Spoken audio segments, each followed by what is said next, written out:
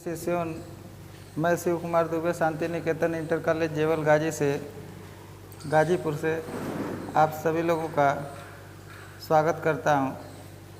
कक्षा 9 अध्याय 6 पंचवटी भाग 2 इस वीडियो का है। इसमें पद संख्या 6, 7, 8 और 9 पढ़ाएंगे। इसके पूर्व के वीडियो में मैंने जो है 1, 2, 3, 4 और 5 पद पढ़ाया था। तो आइए देखते हैं।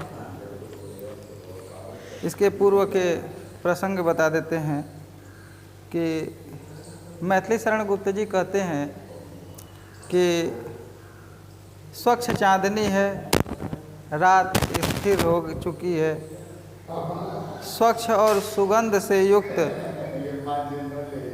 हवाएं बह रही हैं। भला ऐसी स्थिति में कौन सी दिशा ऐसी है जो आनंद से रहित है, अर्थात सर्वत्र सभी दिशाएं आनंदित हैं। फिर भी आज राम, सीता और लक्ष्मण वन में वनवास का समय व्यतीत कर रहे हैं। लक्ष्मण जी पंचवटी कुटिया के सामने पहरा दे रहे हैं। जो राज्य में राजभोग करने योग्य है वो भी जो है योगी के समान प्रतीत हो रहा है। इतना सब क्रिया होने के बाद भी, दशरथ के स्वर्गवासी होने के बाद भी अभी जो नियति है वह नटी की तरह अपने क्रियाकलापों को क्रियान्वित करती जा रही है।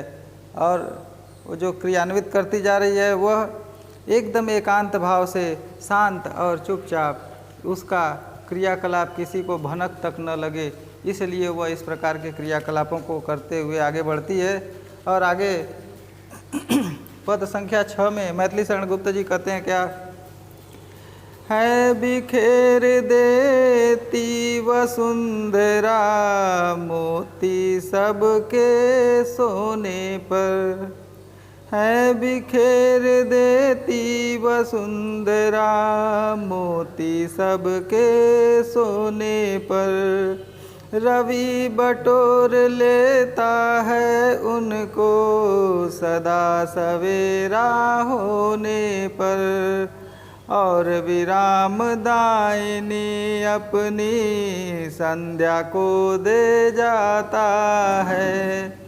शून्य श्याम तनु जिससे उसका नया रूप झलकाता है, नया रूप झलकाता है। रात्रि का वर्णन करते हुए कहते हैं कि रात्र अब सभी के जन सामान्य के सो जाने के बाद मोतियों के समान वसुंधरा पर यानी धरती पर ओस की बूंदों को बिखेर देता है। यानी प्रकृति धरती पर रात्रि में ही सब लोग जब सो जाते हैं तो उसकी बूंदों को इस प्रकार बिखेर देता है जैसे लगता है कि वह मोती है। और जब सुबह होती है तो सूर्य उसको हमेशा सदा से सुबेरा यानी सवेरा होने पर उस मोतियों को सूर्य अपने बटोर लेता है और सभी लोग क्रियाशील हो जाते हैं, अपना अपना दैनिक नित्यमर्रा का कार्य करने लगते हैं। और करते करते सभी लोग सायंकाल तक अपने कार्य को करते हैं और कहते हैं कि यही प्रकृति विरामदायिनी यानी यह सवेरा होता है और सभी लोग अपने क्रियाओं में लग जाते हैं। और फिर यही प्रकृति जो है सवेरे को शाम के रूप में बदल देती है और आरामदायिनी संध्या वेला को समाज के लिए या समस्त जीव मंडल के लिए प्रदान करती है। और आगे कहते हैं मैथिली शरण गुप्त जी कि शून्य श्याम तनु जिससे उसका, ये शांत है सायंकाल का वातावरण और श्यामला है यानी अंधेरे से युक्त है उसका शरीर संध्या का, जिससे उसका नया रूप और स्वरूप जो है परिलक्षित होता है वातावरण में। आगे 7वें पद में क्या कहते हैं गुप्त जी कहते हैं कि सरल तरल जिन तुहिन कणों से हंसती हर्षित होती है। सरल तरल जिन तुहिन कणों से हंसती हर्षित होती है। अति आत्मीया प्रकृति हमारे साथ उन्हीं से रोती है। अनजानी भूलों पर भी वह दया दंड तो देती है, पर बूढ़ों को भी बच्चों सा सदैव भाव से सेती है। गुप्त जी कहते हैं कि यह प्रकृति, कहाँ की प्रकृति? पंचवटी के क्षेत्र की प्रकृति, या यह कर लीजिए पूरे वसुंधरा की प्रकृति सरल है और एकदम जो है तरल भी है।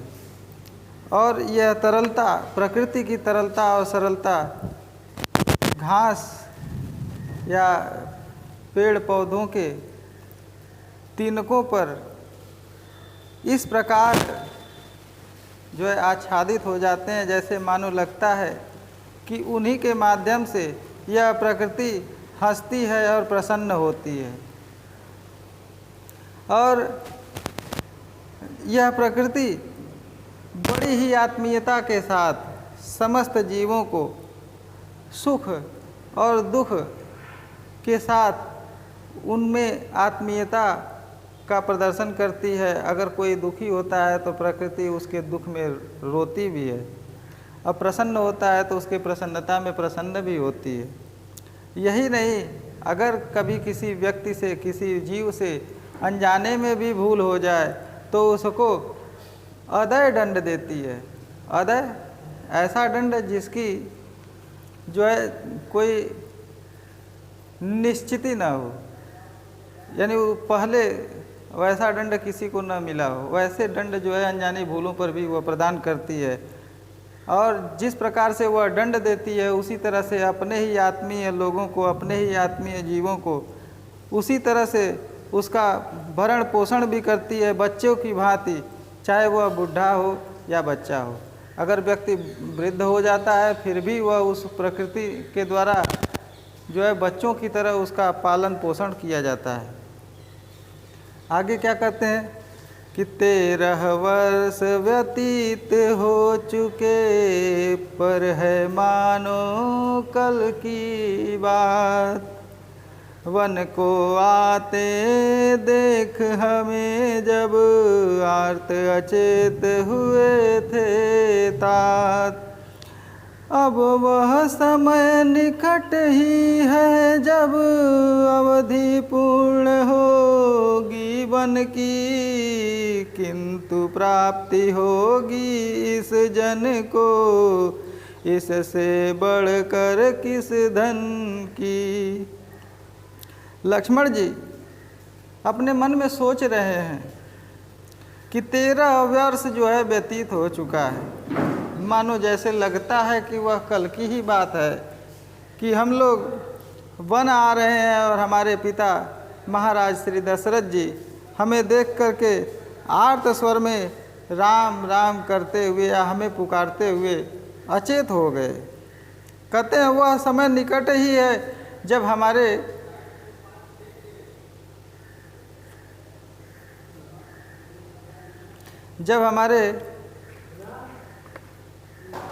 वनवास की अवधि पूर्ण हो जाएगी। कहते हैं कि हम अपने राज्य लौट जाएंगे, किंतु कहते हैं किंतु प्राप्त होगी इस जन को, यानी ये जो जन हैं, जो लोग हैं, उनसे उनको इससे बढ़कर किस धन की प्राप्ति होगी कि उनका राजा राम उनके साथ फिर वापस मिल जाएंगे। और 9वें और तथा आखिरी पद में कहते हैं कि और आर्य को राजभार्य तो वे पदार्थ ही धारेंगे। व्यस्त रहेंगे हम सबको भी मानो विवश विसारेंगे।